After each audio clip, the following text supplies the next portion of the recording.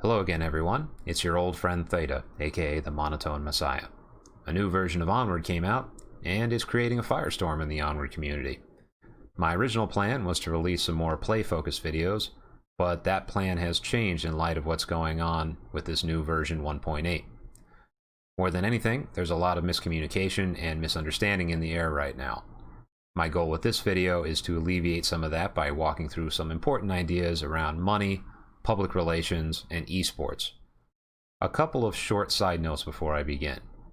First of all, I've been thinking about making some ASMR content because so many people have commented about my voice being soothing enough to put them to sleep. If anyone's interested in that, let me know in the comments. I've got some ideas about where to start, but I'm open to new ideas. Secondly, a lot of what I'm going to talk about is explained very well in the essays of a guy named Matthew Ball. He's a venture capitalist who focuses on the gaming industry.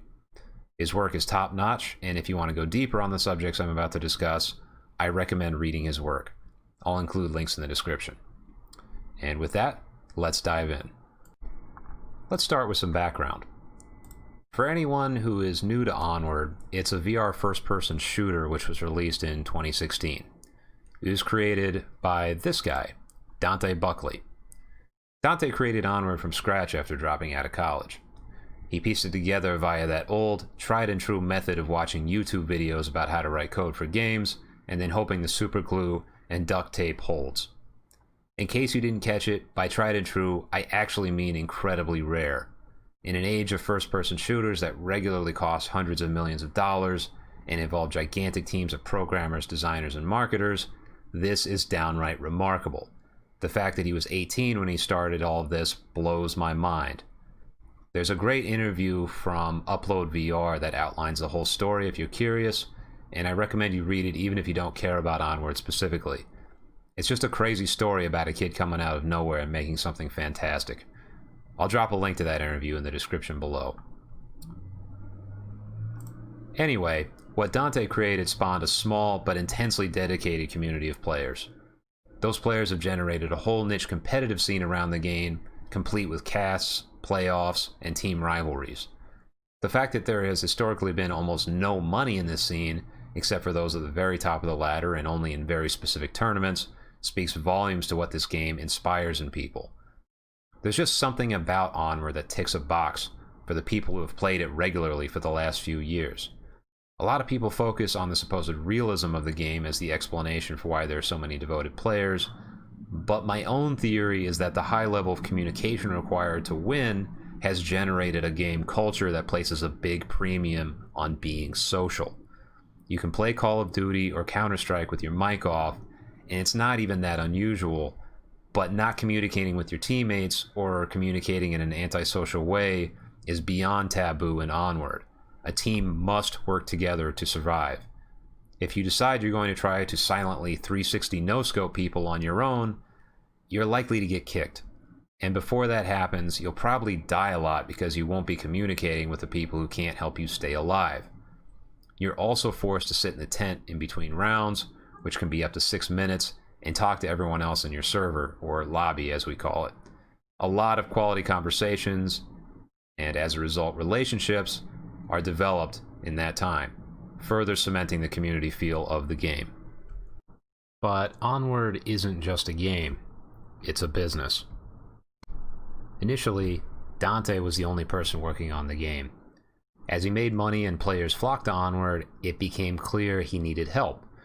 So he hired some additional dev talent, and today he sits at the top of a full-blown company, Downpour Interactive. The growth of a game from a single person to a team is important, not only from the game development perspective, but because it means more money needs to come in for Downpour to continue to exist. Here's the problem. Onward operates on a single transaction business model. Their business relationship starts and ends the moment the player buys the game. As long as they don't request a refund, Downpour has exactly zero monetary involvement with that player after they purchase Onward. So in case you didn't already figure it out, the incentive will always be to optimize towards new players, not existing players. This is similar to the way the video games industry was structured early on.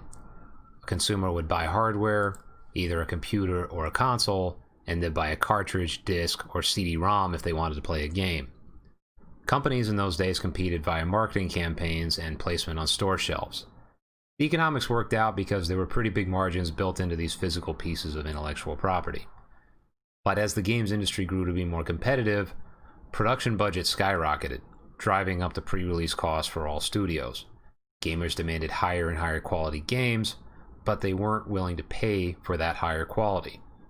Companies have had to figure out new ways to make money beyond that first and last transaction. This is why we're now seeing the gaming market dominated by games that either carry a subscription, like Blizzard's StarCraft and Battle.net, or they involve in-game purchases and or DLC like the freemium mega hit Fortnite. By creating these constant streams of revenue, game studios have generated the equivalent of money printing machines. All of their post-game purchase income requires almost nothing to produce, a phenomenon known in economics as zero marginal cost. It also gives them a pathway to long-term viability, since they continue to bring in money as time goes on. Achieving a scalable, zero marginal cost business is pretty much the holy grail of business itself, and video game companies have in many ways figured that out. These methods are also often controversial. Adding gambling mechanics like loot boxes can be lucrative, for example, but the ethics are often murky at best. Whether this style of business model works depends heavily on how it's done, how greedy the publisher gets, and what the target audience of the game is. EA has famously had its loot boxes turned into an object of burning hatred, as evidenced by memes such as this one. Either way, ongoing purchases of some kind tends to solve a major business problem for gaming companies. Consumers are obsessed with media of all kinds, but they hate to pay for it. We all want the highest quality movies, games, and music, but we also despise handing over any cash in order to get access to them. By transitioning to low-cost or even freemium models, many game publishers have managed to bypass this problem altogether. Players can play without taking a material hit to their wallets, and publishers can make more money on a consistent basis. But Downpour never moved beyond the old-school one-and-done model. Instead, they've worked to change the game itself in order to attract more purchases. Over time, they've optimized Onward more and more for potential new players. They have no choice but to orient their thinking this way. If they don't attract new players, Downpour will go under. End of story. So long as their single transaction model persists, the incentive for good behavior towards current players will never be in place. This is where the conflict between players and Downpour begins. Because they need to draw in new players and shape the game towards people who aren't already playing, there's a long-standing disconnect between Downpour and the people who played Onward regularly. There are bugs that have been around since the early days of the game that never got addressed. High-impact features have been added or removed without notice in arbitrary updates.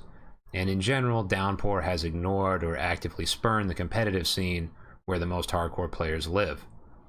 Downpour's behavior speaks to a broader problem that revolves around control of IP and the nature of esports in general. To understand what I mean, let's contrast esports with a traditional sport like basketball. Basketball is not owned or controlled by the NBA or any other organization. They've created a metagame around basketball to make it more entertaining to watch, and they've built a substantial organization to support that. But at the end of the day, if the NBA were to disappear, basketball as a game would continue to exist. You can always go down to a sporting goods store, buy a ball and a couple of hoops, and play basketball with your friends. There's nothing the NBA or any other league can do to stop that. In fact, you could start a league with any rule set you want. You could create a competitor league to the NBA that uses 2 balls instead of 1, or bans 3-pointers, or requires you to ride scooters up and down the court if you want it. You can define basketball in any way, shape, or form. As long as you don't copy the NBA's IP by stealing their logo or something, you're free to give that a shot. Esports, on the other hand, do not operate this way. The publisher of a game has absolute control over the game itself. If Blizzard decides tomorrow to remove competitive game modes from StarCraft, or turn it into a non-violent game about elves stockpiling mushrooms in a magical forest, players will be forced to accept those changes or move to a different game. At the end of the day, it's Blizzard's game, which means they control everything within that game. Rules and other elements of the metagame are theirs to alter whether players like it or not. There is no viable alternative if Blizzard or any other publisher decides to go in a direction that players don't enjoy, especially now considering how difficult it is to make a modern multiplayer game. Which brings me to my next layer of the problem, the relationship between publishers and the esports that emerge from those games. Competitive players and leagues are not a significant source of new income. While some people will enter leagues and watch matches, the vast majority of revenue will always come from hobbyists. Therefore, developers will always optimize towards making the game enjoyable for regular players. That can translate into altering the game so that it's more fun for non-competitive players, but cripples it for some or even all competitors.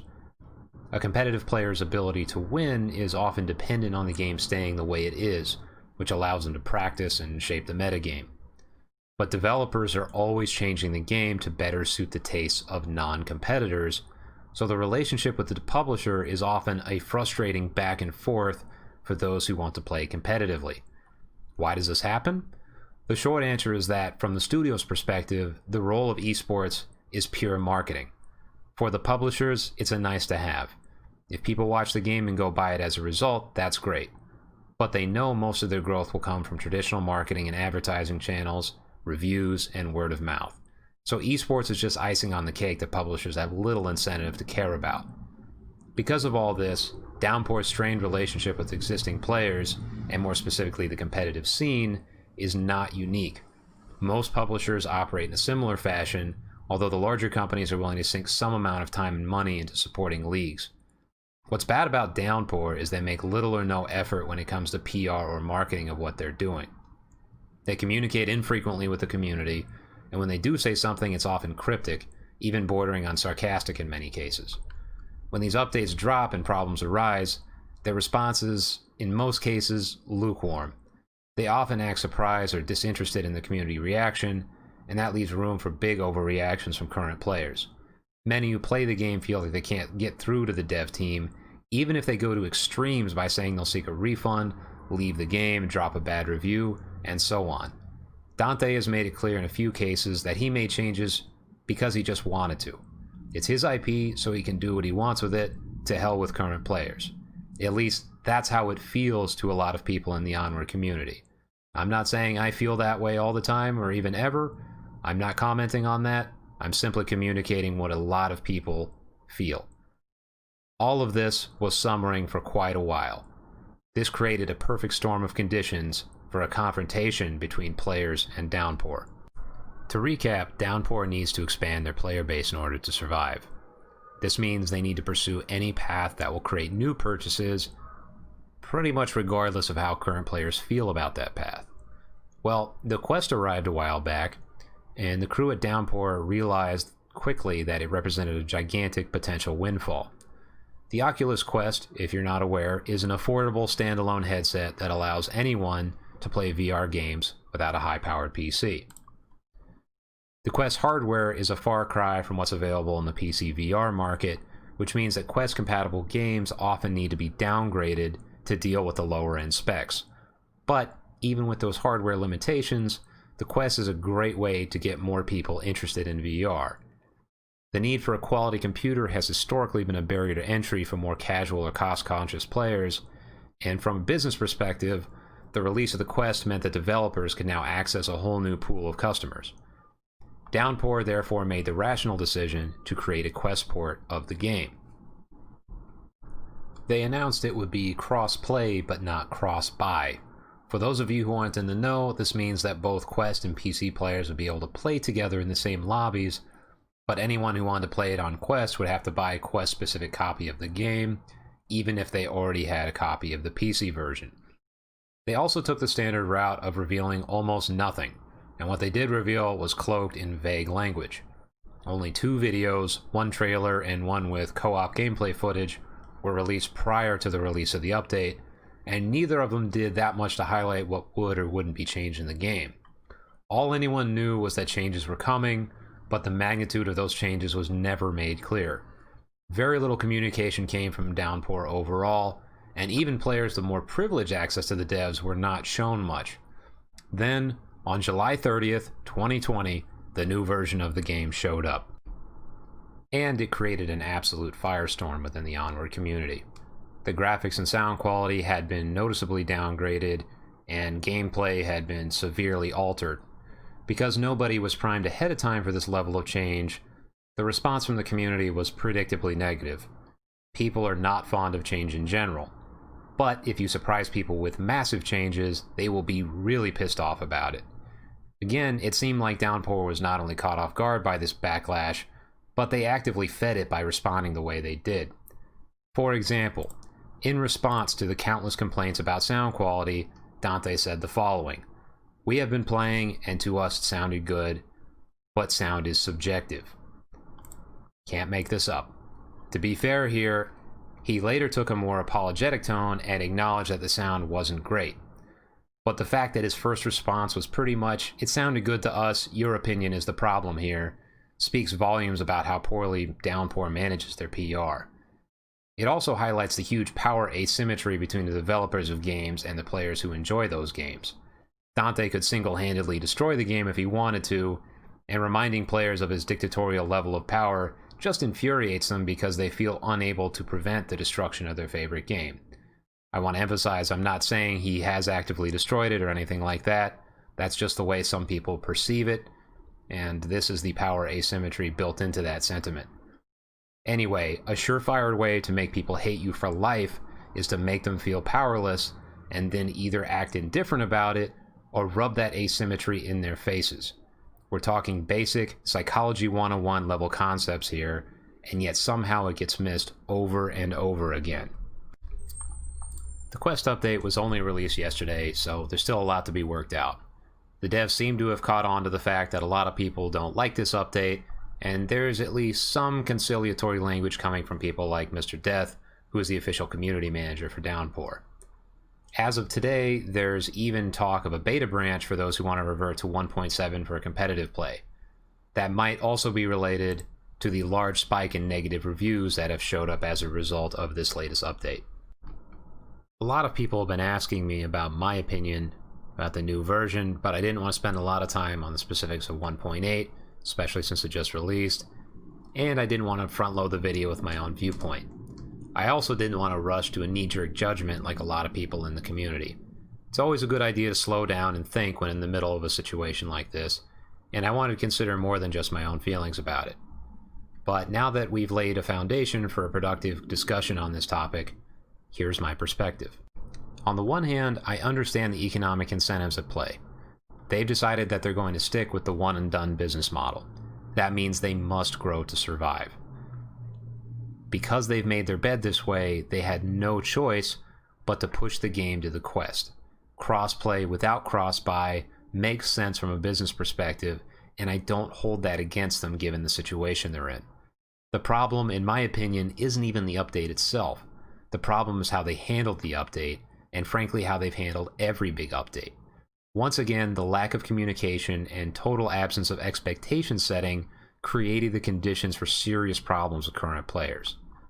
The story that's now being given is that Quest games can't be as high fidelity as PC VR games, and in order to get crossplay, the PC version had to be at roughly the same level as Quest. That had to happen in a short period of time as a matter of economic survival, and because of this trade-off between time and resources, this first Quest version was bound to be rough around the edges. They accomplished this by rebuilding the whole underlying game, rewriting core elements of it from scratch. Doing this overhaul will therefore ensure that future versions for both Quest and PC VR will be built upon a strong foundation. Truth be told, this is an entirely reasonable explanation. It makes sense to me from both a business and development perspectives. But by providing this explanation after this dicey release instead of before, everyone now considers it spin instead of an actual reason. Look, I've played the new version. In fact, I was in the very first 1.8 lobby ever. Even though I think the sounds and many of the graphical changes are pretty bad, it's my personal opinion that the game has taken a huge leap forward in terms of its mechanics and overall gameplay. I know plenty of you are going to disagree with me on that. Again, this is just my opinion. It runs smoother than ever. The shield got heavily nerfed, which has been needed for a long time. And in general, it just feels like a better underlying game. If we could somehow combine the new code base with the old visual and audio, this would be an absolute killer of a game. Having a ton of new people show up has also been interesting, although there are a bunch of them trying their best to ruin the experience for everyone in their lobby. Despite what some people seem to think after my etiquette video, I'm not an elitist. In fact, I welcome new people. That's why I make these videos after all. They just need to not be dickheads. Getting team killed at the beginning of the round and having to wait 6 minutes isn't a great time, especially if they're just doing it for fun. But I digress. Again, the problem was not the update itself. Downpour didn't handle the update process very well. If they had just prepped the community for a big change and been more willing to share what they were doing, a lot of this controversy could have been avoided. I'm not sure what Dante and his crew were expecting. They built this up like it was going to be Onward's big break into the mainstream, and that PC VR players would only see upsides. There wasn't any discussion of the possible downsides, or why those downsides might be necessary in the short term. This led a lot of players to feel like Downpour pulled a bait and switch in order to get them to hype the game up. If the whole plan was to rebuild the game and make some near-term sacrifices in the name of long-term improvement, why not just say that up front? What did they think they had to gain by staying silent? Did they really think players would just go along for the ride? I do want to be fair to Dante here. He's a young guy who suddenly came into a lot of money, responsibility, and attention. That can't be easy to deal with, and anyone would make mistakes in his situation. By no means do I expect perfection out of him or anyone else at Downpour, and neither should you. Overall, this whole episode is a lesson for every publisher out there, especially the smaller indie studios. If you want to both make a ton of money and keep your player base as happy as possible, just do some basic PR. Talk to the people who make your lifestyle possible, and actually listen to the feedback you get. It's not rocket science, but it is a long-term recipe for success.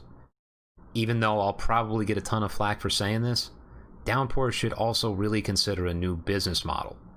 Hire someone to make skins that can be purchased, or consider a subscription model. I won't pretend to have the complete answer, but just try something besides the single transaction model. Not only does this equate to more money on a regular basis, but it provides the critical incentive for developers to actually care about current players. If they know a big change will kill their recurring income stream, they'll be a lot less likely to piss off the community. That's not to say they can't still piss off the community with a different business model. They absolutely can. Maybe they'd see the money coming in from a new business model and get such a lust for cash that they destroy the game in some other way. I don't know. I'm not trying to propose perfect solutions, only ones that create incentive structures which possess the potential to create better average outcomes. As it stands right now, they'll never have a concrete financial reason to care about current players. That needs to change if they want to have a chance at long-term viability. And hey, if anyone wants to discuss all this with someone who's got a long history of working in tech-focused marketing and sales, give your old friend Theta a shout. Well, that's all I've got for now. Thank you for watching. As usual, if you want to talk to me, you can leave a comment below. You can find me on Twitter at ThetaVR, or you can hit me up on Discord. This is Theta, signing off.